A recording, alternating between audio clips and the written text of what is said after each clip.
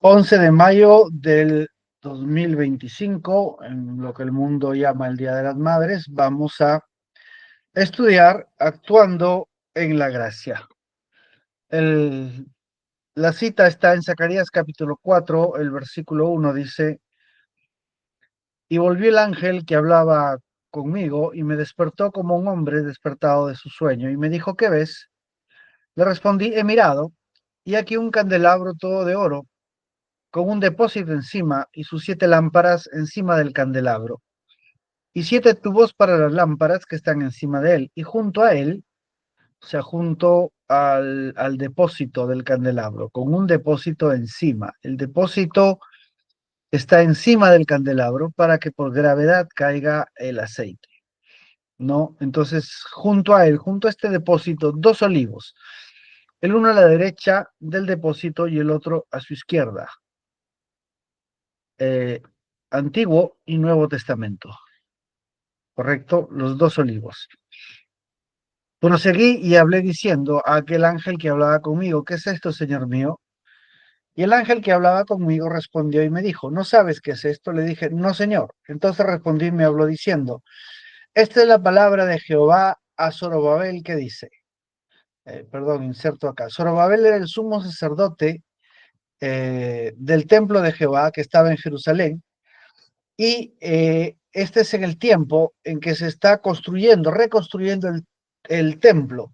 Ya la muralla de Jerusalén había sido establecida y cerrada, y ahora se va a levantar el templo de Jehová, el templo donde se puede hacer el sacrificio continuo, que eso era lo importante de hacer el templo, era que la sangre del cordero pueda rociarse sobre el propiciatorio para que el continuo perdón del Señor esté sobre el pueblo de Israel. Ese era lo importantísimo de levantar este templo. Y este templo está siendo levantado en momentos de mucha guerra, de mucha presión. Casi todas las naciones de los árabes alrededor de Israel, como siempre, los musulmanes, odiando y tratando de destruir las cosas de Dios que Dios tiene con Israel.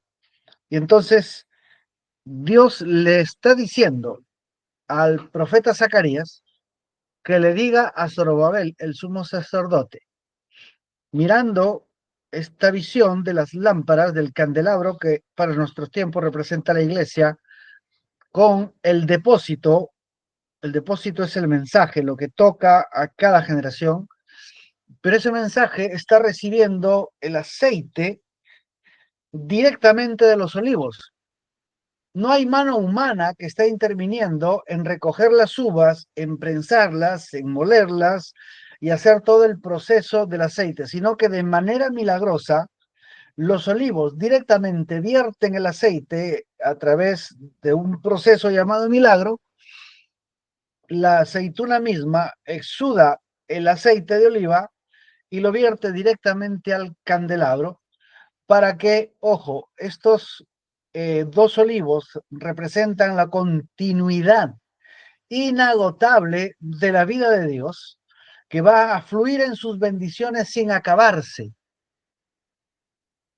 Este aceite no se va a acabar, no está limitado, sino que seguirá y seguirá y seguirá. Más aún, si nosotros entendemos que estos 2 olivos tienen sus raíces plantadas junto a las corrientes.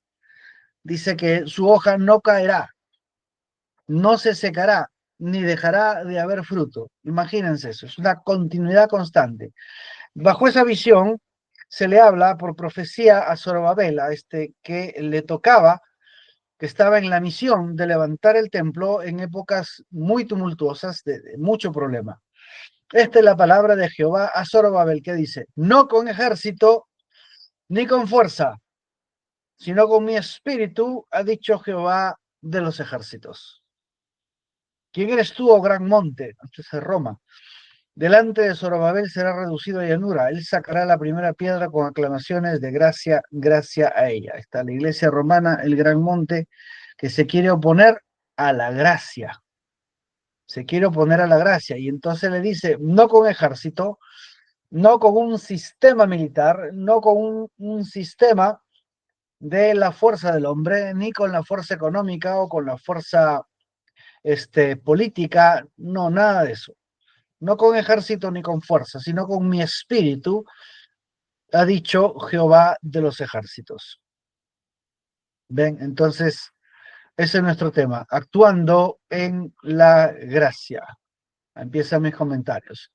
Dios creó al hombre, al ser humano, y debemos tener muy en claro el motivo, propósito y objetivo de habernos hecho, de traernos a existencia consciente con libre albedrío.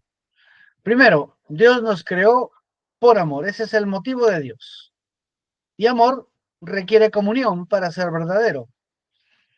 Entonces Dios busca del hombre adoración y fe. Solo seres de la misma especie puedan tener esa comunión. Por lo tanto, Dios nos da nueva naturaleza, nuevo nacimiento para tener intimidad en la adoración por el Espíritu, nuevo nacimiento y la verdad del mensaje. ¿Ven? El ser humano inventó la mentira del amor platónico, ¿no? De amar a alguien pero dejarlo ir. Esa frustración absurda solamente conlleva en la naturaleza humana caída, no del creyente, bueno, mire usted la sociedad como es, a crear el amor libre, a crear toda suerte de corrupciones en ese sentido. ¿Ven? Pero el amor verdadero tiene que ser en seres de la misma especie, un hombre y una mujer en este caso, y si es verdadero el amor se van a unir, van a tener intimidad. Entonces, Dios levanta al ser humano como una contraparte de su naturaleza. Él siendo de naturaleza eterna, que no tuvo principio, en sus pensamientos nosotros tenemos también continuidad de eternidad y Él nos expresa como una iglesia, como un pueblo. Y así como Dios se declara el esposo, el marido de la nación de Israel, Jesucristo es el novio y quien será el esposo de la iglesia en aquella gran boda del Cordero. ¿Ven? Entonces, ¿qué tiene que haber? Comunión. ¿Cuál es esa comunión? ¿Para qué nos creó Dios? Para darle adoración y tener fe en su palabra. Ese es el motivo de nuestra existencia en la tierra. Estamos aquí en la tierra para adorar a Dios y creerle. El propósito, ¿no? El propósito, el para qué nos creó, es para ser uno con Él.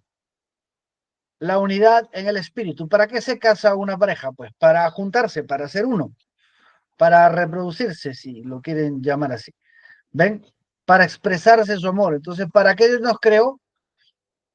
Nos creó con el motivo de que le adoráramos y tuviéramos fe, pero el propósito es unirnos a Él, casarnos con Él, ser un ser con Él, ¿correcto?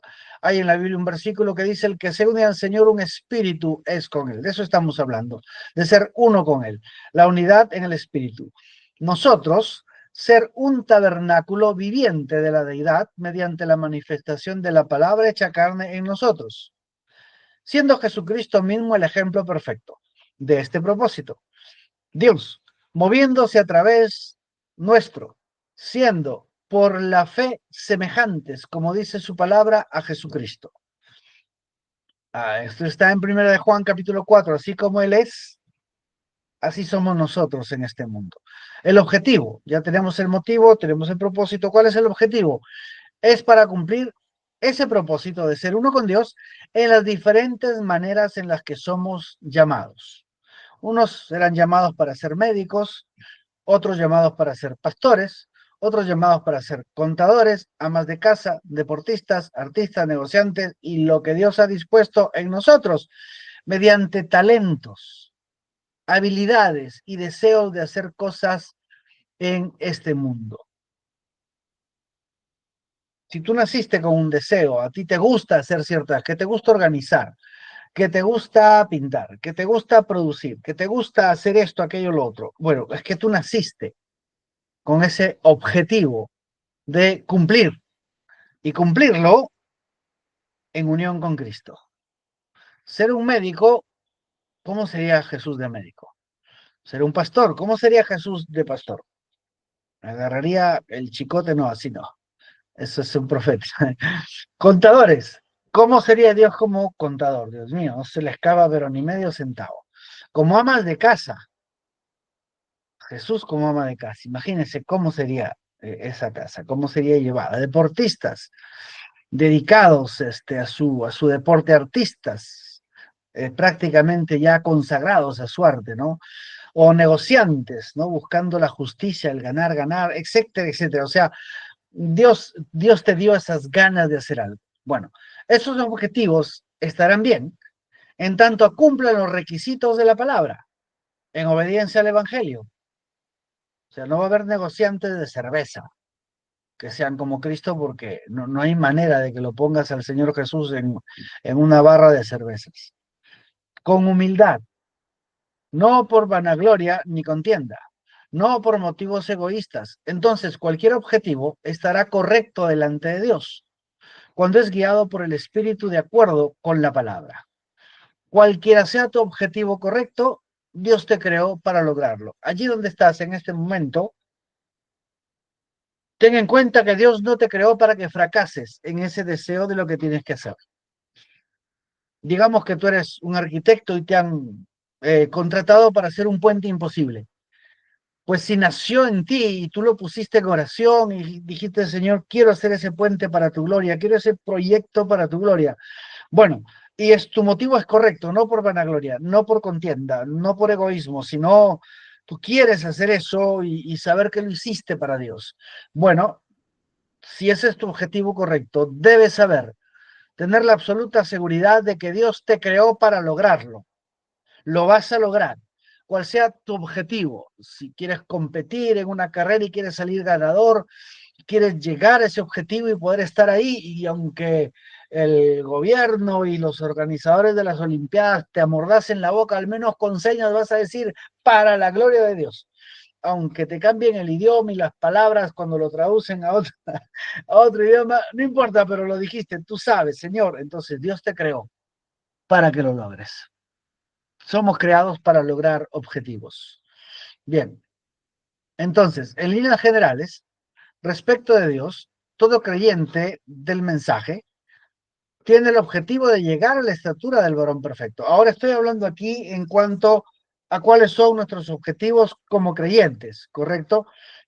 Como personas, cada quien tiene su propio objetivo de acuerdo a su talento, pero todos como creyentes tenemos el objetivo de llegar a la estatura del varón perfecto, de dominar la fe perfecta, que es la llave para abrir la puerta de los poderes, de los tesoros y de las bendiciones de la palabra, siendo en esta edad la fe de rapto como el pináculo de la madurez de la experiencia cristiana, para elevarnos en el aire cuando sea el tiempo del encuentro del arrebatamiento. Así que sí, hermano, tienes poder para mover montañas, gloria a Dios, amén. Tienes poder para llamar cosas a existencia, amén. Tienes poder en tu fe para abrir los ojos a los ciegos, lo que quieras, ¿no? O el máximo poder, tienes poder para creer la palabra, quedarte quieto y contento en esa palabra, para disfrutar de la palabra, amén. ¿Cuál es la mayor expresión de esa fe? Fe de rapto, para irnos en el arrebatamiento. Entonces, por lo tanto, esto ya lo que nos interesa que entramos al tema. ¿Cuál es el método, la manera o el camino para desarrollar nuestros objetivos? ¿Cómo podemos poner por obra y en práctica este llamado, sea ministerial o para tu vida personal o la estatura del varón perfecto? ¿Cómo hacemos eso? En primer lugar, Dios ha puesto una naturaleza de predestinación en nosotros. Ojo, atención, ¿desde dónde viene nuestra naturaleza? Dios ha puesto una naturaleza de predestinación en nosotros. Este elemento hace que sea imposible el fracaso. Si estamos predestinados a adopción, como dice Efesios capítulo 1, predestinados para ser adoptados hijos por Jesucristo según el puro afecto de su voluntad, eso es imposible que fracase. Seremos adoptados hijos por Jesucristo, con la primogenitura y la herencia del primogénito. Sin embargo, así como los objetivos pueden ser desviados por egoísmo, incredulidad o ignorancia, me explico, hermano, muchas veces vino gente al profeta, le dijeron, miren, hermano, eh, quisiéramos que nos diga dónde hay petróleo. Y entonces Dios fue, el hermano Branham fue al Señor y le dijo, bueno, miren, en tal zona van a encontrar ese petróleo. Entonces, ellos, pero ¿por qué vinieron a decir hermano Branham? Dijeron, vamos a destinar parte de las ganancias para el ministerio. Vamos a sostener, si nosotros como compañía damos con estos pozos de petróleo, vamos a destinar un porcentaje para mandar misioneros y para sostener, o sea, le insistieron con eso al hermano Branham. El hermano Branham fue, que el Señor le dijo, diles que en cierta zona. Ellos fueron. Pero ¿qué pasó mientras estaban buscando el petróleo en la zona? Porque Dios no le dijo exactamente dónde, sino les dio una zona amplia. Entonces empezaron las vivezas, ¿no?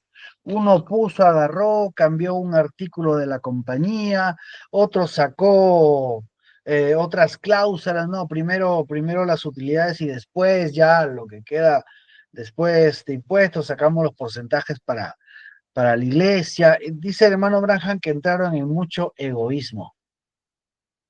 Entre ellos se empezaron a hacer trampas y querían engañar al profeta para que les dé la ubicación exacta y después, bueno, darle su sencillo al profeta y hacerse ricos ellos.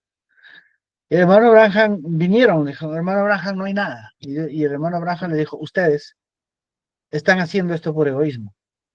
O sea, mancharon su objetivo, malograron su objetivo a causa de egoísmo, a causa de codicia. Y le dijeron, pero usted nos puede decir dónde. Y el hermano Branham le dijo, yo no voy a usar el don de profecía para hacer negocios. Yo no voy a usar las cosas de Dios para comercio. Entonces, se molestaron con el profeta y todo. Al poco tiempo van unos mundanos y encuentran un pozo, pero así, una veta de petróleo, pero más grande que todo Estados Unidos. Estoy exagerando. Y el profeta dijo, para que vean, Dios prefirió darle ese petróleo a los mundanos para que comprueben que él estaba diciendo la verdad. Ahí estaba ese petróleo, pero a causa de llamarse cristianos y estar con egoísmos y con argucias y con mañas y tratando de robar, qué sé yo, o sea, de ser codiciosos, entonces perdieron esa bendición. Y ahí estaba. Y a veces muchos cristianos ven la bendición que le tocaba ser llevadas por otros. ¿Por qué? Bueno, hay algo que hay que buscar. ¿Por qué pasó eso? Si yo estaba buscando eso y efectivamente se comprueba que así fue, así sucedió, pero no para mí. Ajá, hay que ver en estas cosas. Los objetivos pueden ser desviados por egoísmo, incredulidad e ignorancia. Igualmente, o sea, así como esos objetivos del mundo, esos objetivos buenos que pueden ser desvirtuados y perdidos, de la misma manera, la manera de desarrollar nuestra relación con Dios, nuestro crecimiento y adopción pueden ser obstaculizadas por falsas enseñanzas, por dislocar la gracia para llevarnos a practicar el pacto de la ley y por tanto fracasar en dar fruto abundante. Es la naturaleza, esa naturaleza divina, la palabra sembrada, injertada, ingerida, colocada dentro, escrita en tus entrañas y corazón, que tiene el poder de cumplirse en sí misma. Esto solamente puede suceder en el ambiente de la gracia. Yo no puedo tomar una semilla de trigo, llevar al fondo del mar y sembrarla y pretender y esperar que de ahí me salga una espiga de trigo. Ese no es su ambiente, el agua salada no es su ambiente, destruirá la semilla. Entonces, si queremos que la palabra fructifique, tenemos que llevarlo al ambiente correcto. Y ese ambiente es la gracia. La palabra de Dios solo funciona en la gracia. Por gracia y para la gloria de Dios, quien nos redimió gratuitamente. Comprender la gracia no tiene que ver con el intelecto. Usted podría comprender y hasta entender claramente el proceso, cada concepto, sinónimo y aplicación de la gracia.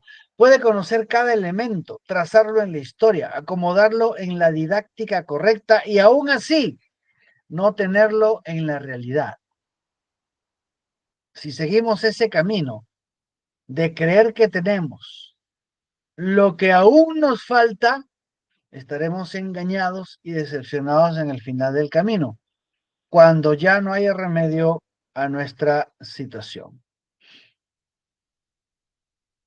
Hoy no hablaremos de lo que es la gracia, eso ya lo sabemos, el concepto, que viene de la sola voluntad de Dios, sin intervención, mérito o esfuerzo de nuestra parte, ya lo sabemos.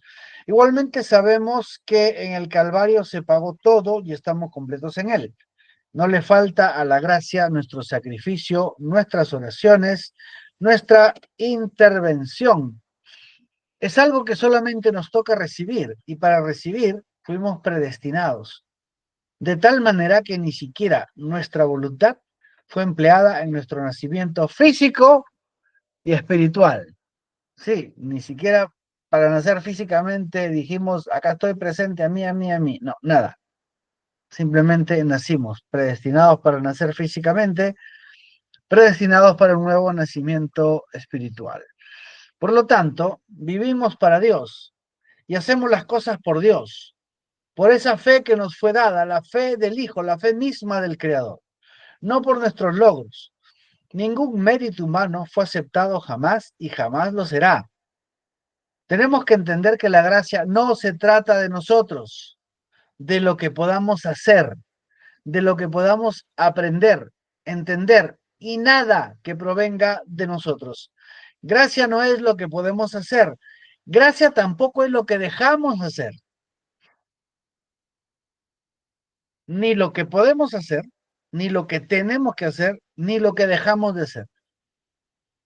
Ni porque hacemos largas oraciones, ni porque dejamos de fumar o tomar. No por nuestro sacrificio, no por nuestros logros. La obediencia que no produce mérito es mejor que los sacrificios. Largas oraciones de sacrificio personal, de búsqueda insistente y luchando contra Dios, no sirven de nada. Yo necesito buscar a Dios, dicen. Por eso tengo que orar largamente. Quien así piensa no ha entendido ni recibido revelación de la gracia. ¿Qué? A ver, ¿qué buscas, hermano? Busca lo que se te pierde. Se me perdieron las llaves, no las encuentro, hay que buscarlas. ¿Qué buscas? Lo que olvidaste, ¿dónde dejé tal cosa? A buscarlo, porque está escondido, ¿correcto? Se busca lo escondido, lo que está debajo de una piedra, lo que no se ve, aquello que es oculto y oscuro, eso se busca. Pero, ¿cómo puedes buscar a aquel delante de quien estás? ¿Cómo vas a buscar a quien dijo, heme aquí? A ver, piensa, estás delante del trono de Dios, por la gracia, por la sangre que te hace perfecto. Estás delante, Dios te está mirando, tú estás delante de él y dices, tengo que buscar a Dios.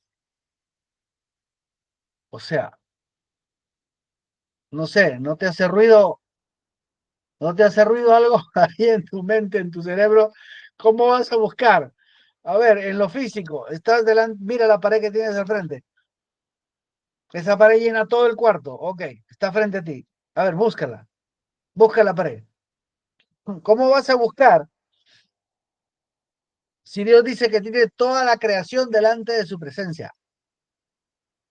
El profeta Isaías dijo que al pueblo cristiano, al pueblo que jamás me buscó, les dije, heme aquí, aquí estoy. Él nos buscó y él nos encontró. Y nos dijo, heme aquí, yo soy tu Dios. El que busca a Dios en oración fuera de la gracia, pasa toda la noche en vano, en un camino que le parece el correcto, pero su final es un final de muerte. El que entiende la gracia, la noche no le alcanza para orar, porque ya está en un encuentro con su Dios.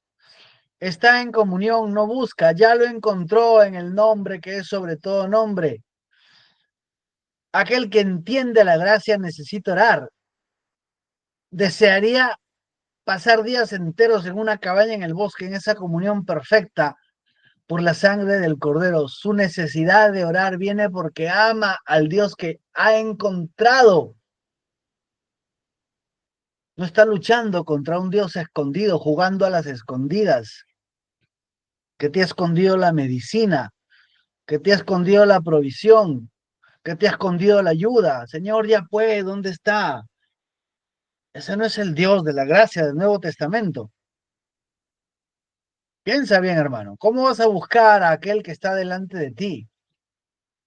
Aquel que te puso a ti delante de su presencia y te hizo perfecto con un solo sacrificio. ¿Cómo vas a buscar a aquel que te ha colocado en lugares celestiales sentado juntamente con Cristo Jesús? ¿Cómo vas a buscar a aquel en cuya presencia estás? Aquel que te dijo, yo estoy contigo todos los días hasta el fin del mundo. Hay algo errado en esa concepción. La gracia sabe que está con el Señor y por eso quiere pasar tiempo con Él. Gracia se trata de ser uno con el Creador, una unión más allá de lo espiritual, un tabernáculo vivo, una manifestación viviente de Jesucristo, así como Él contenía a Dios en su plenitud. Nosotros contenemos la palabra en su plenitud, con todo el poder creativo de cada promesa de la palabra. Se trata de Dios en nosotros, Dios por nosotros, Dios actuando en nosotros de acuerdo con la palabra. Para eso tenemos que entender que no se trata de nuestro esfuerzo, de nuestro mérito en la misma magnitud, de que tampoco se trata de nuestras fallas, de nuestros pecados, incredulidades. No se trata de lo que hacemos o dejamos de hacer. Se trata de cuánto dejamos a Dios actuar en nosotros, de cuánto permitimos que la palabra se materialice en nosotros, mediante el cumplimiento de las promesas que nos hacen participar de la naturaleza divina, empezando con la promesa del bautismo del Espíritu Santo. Esa es la primera, la más importante. Quisiera anotar aquí algo así como tu esfuerzo no lo logrará y tus culpas no lo van a detener.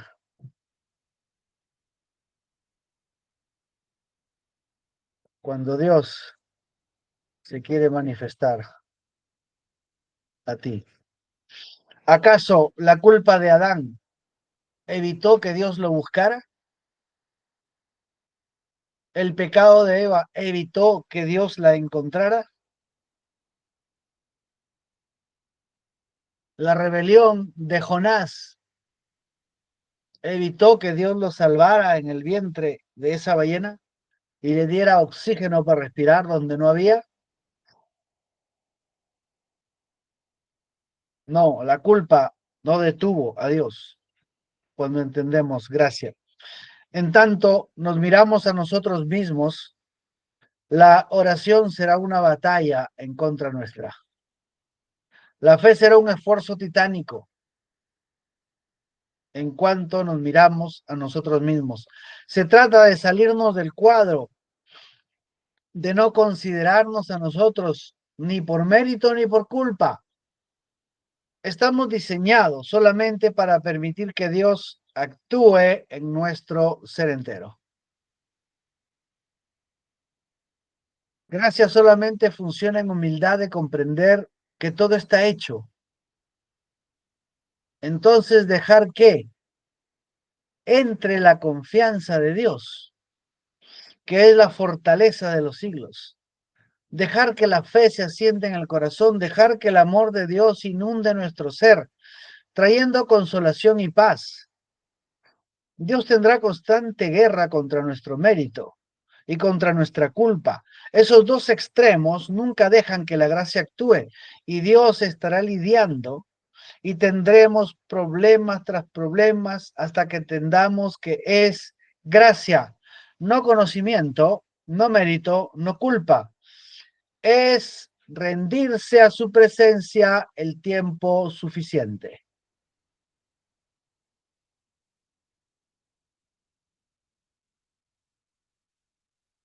Gracia es rendirse a su presencia el tiempo suficiente. Los impacientes. A ver, una figura acá de lo que no hay que hacer. Los impacientes, al comprender la gracia, quieren que Dios se comporte como una sopa instantánea. Dicen, mezclamos el agua del Espíritu con los fideos de la palabra, echamos el sobrecito del sazonador de oraciones y un poco de calor del microondas del Espíritu y en 30 segundos listo, sopa de promesas cumplidas. A ver si no somos así. Quien trate a Dios con esa desvergüenza y falta de respeto, bien merece esperar toda una vida sin recibir respuesta. Pero Dios es amor, no nos castiga, nos llama al arrepentimiento constantemente. Miren estos versículos preciosos de la palabra, dichos incluso en el tiempo de la ley, obviamente más que ratificados en el tiempo de la gracia. Dice el Señor, no os acordéis de las cosas pasadas, no traigáis a memoria las cosas antiguas. Yo soy el que borro tus rebeliones por amor de mí mismo y no me acordaré de tus pecados. Tampoco te acuerdes tú de los pecados.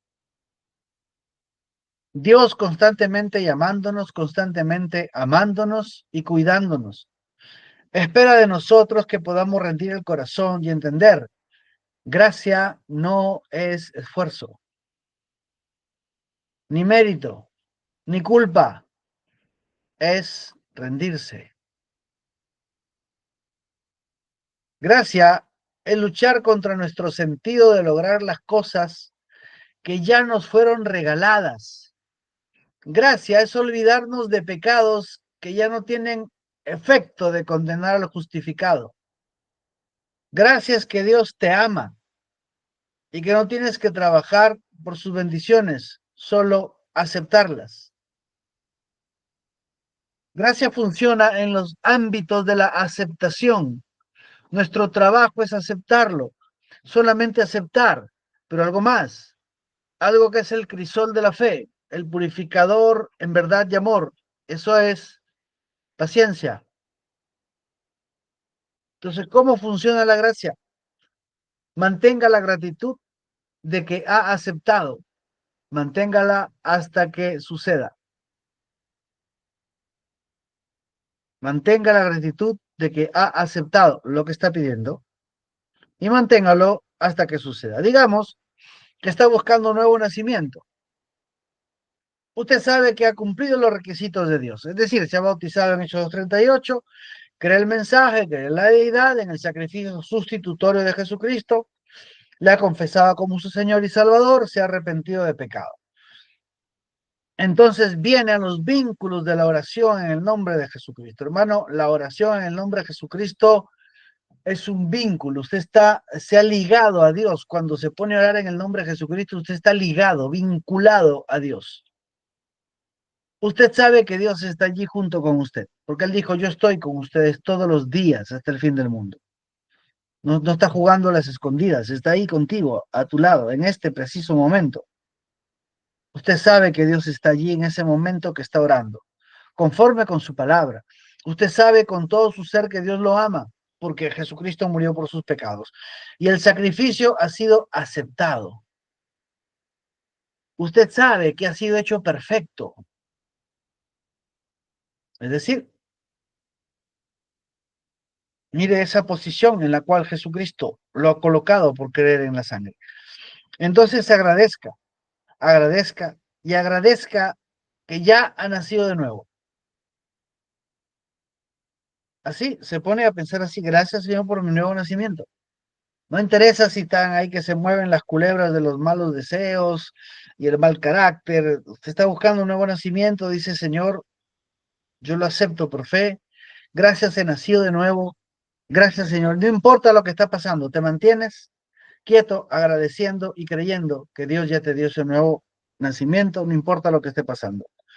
Quédese en ese pensamiento, en esa gratitud, en esa certeza. Manténgase orando hasta que Dios le hable. Porque la Biblia dice, mis ovejas oyen mi voz.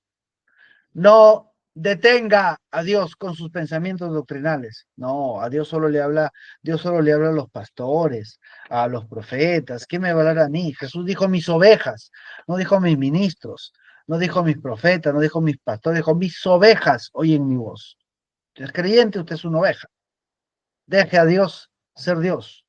¿Cómo me va a hablar Dios? Como Dios le habla a todas sus ovejas. Punto. Le va a hablar. Le va a decir, hijo, hija mía. Oh, qué hermoso es escuchar que Dios te llame hijo, hija.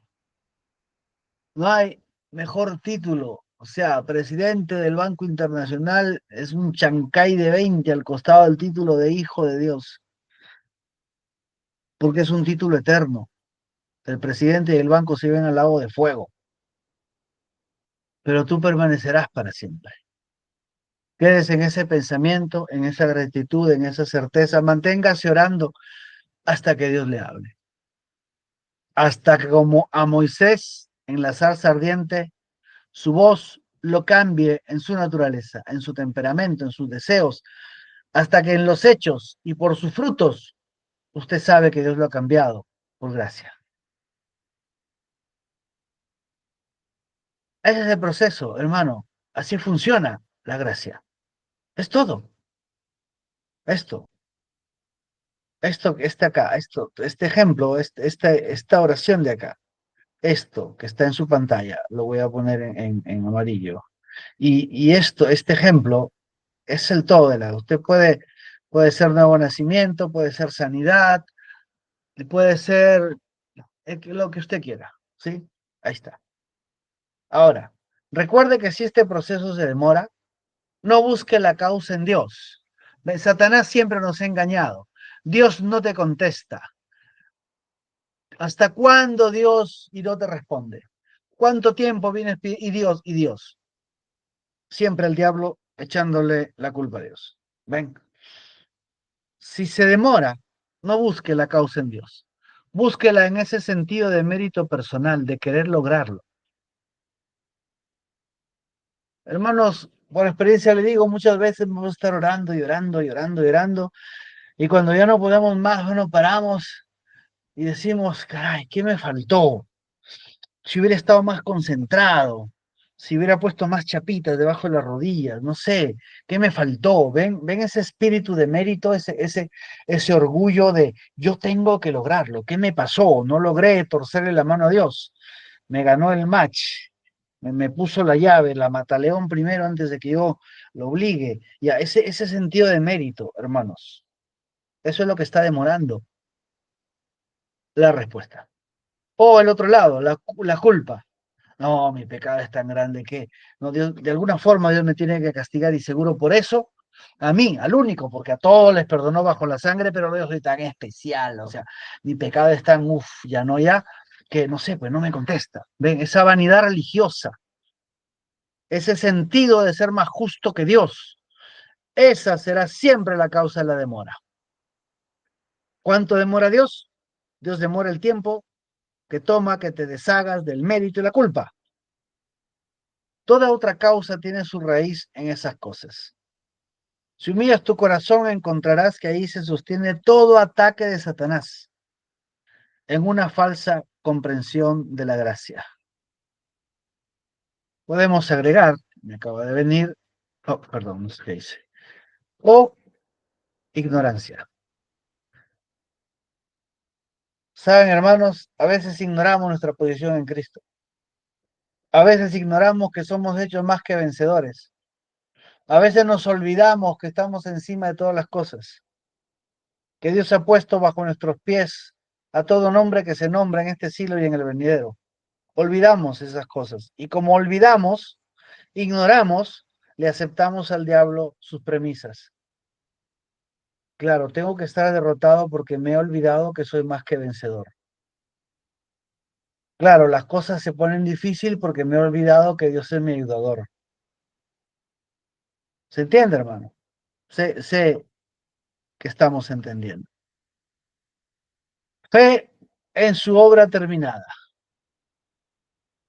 Fe en su obra terminada, en la obra de Jesucristo. Fe en su obra terminada. No le faltan nuestras oraciones, no le faltan nuestras penitencias, ni nuestros sufrimientos, no le falta nada que hagamos, ni nada que dejemos de hacer. Fe en su obra terminada y aceptar su gracia para recibir nuestras peticiones y que sean manifestadas. ¿Ven? Quizá se le pueda agregar gratitud y paciencia. Es todo. Recuerde, no existe la sopa instantánea de promesas cumplidas. Dios nos quiere allí. Es importante el tiempo que pasamos con Dios. No por esfuerzo, sino por esa comunión. Los esposos enamorados, las esposas enamoradas, saben lo importante que es estar juntos, pasar tiempo juntos. Bueno, un creyente y su Dios, un creyente y su Redentor también lo sabe.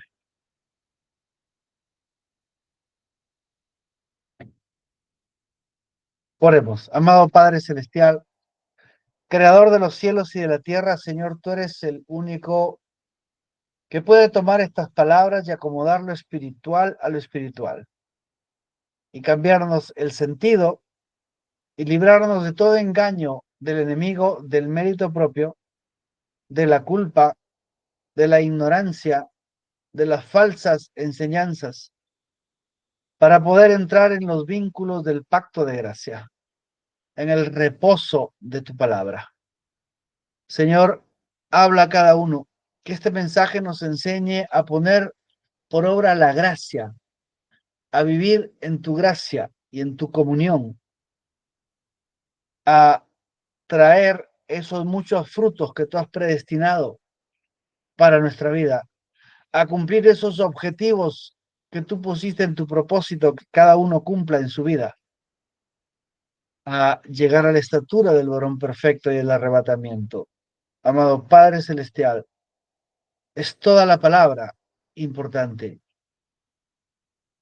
Escríbela en nuestro corazón y en nuestras entrañas, Señor, te lo pedimos.